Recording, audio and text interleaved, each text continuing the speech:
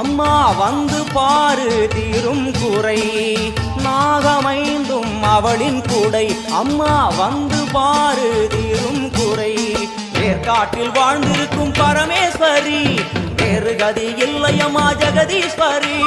வேர்காட்டில் வாழ்ந்திருக்கும் பரமேஸ்வரி, வேறு கதி இல்லையம்மா ஜெகதீஸ்வரி.